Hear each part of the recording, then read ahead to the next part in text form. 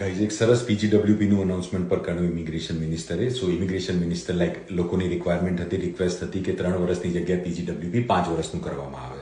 So immigration minister has given a heads up. એને positively કીધું છે એમને કે યસ, એ લોકો હેલ્થ કેરમાં અને સર્ટેન ટ્રેડ્સમાં એ લોકો વર્ક કરી રહ્યા છે કે જેના બેઝિસ પર પીજીડબ્લ્યુપીની જે કેપેસિટી છે વધારશે. પીજીડબ્લ્યુપી જે એક્સટેન્શન છે that would be easy. So immigration મિનિસ્ટરે યસ કીધું છે. So yes, there can be 2 factors to look at it. પહેલું ફેક્ટર એ કે તમે જો હેલ્થકેરમાં કામ કર્યું હોય કા પછી તમે સર્ટેન ટ્રેડ્સમાં કામ કર્યું હોય જેમાં એ લોકો પીજીડબ્લ્યુપી એક્સટેન્શન આપવાના છે કા પીજીડબ્લ્યુનું ઓવરઓલ કોટા ઇન્ક્રીઝ કરવાના છે, દેન તમને એડવાન્ટેજ મળશે. Another catch can be that જો તમે આ 2 સેક્ટરમાં સ્ટડી કરી હોય, ઇન દેટ કેસ તમારું પીજીડબ્લ્યુપી 3 વર્ષની જગ્યાએ 4 કે 5 કે 7 વર્ષનું પણ હોઈ શકે છે. સો stay tuned, more such announcements are going to come. અને ઇમિગ્રેશન મિનિસ્ટર કે ચલો કંઈક તો સારી ન્યૂઝ આપી એમને.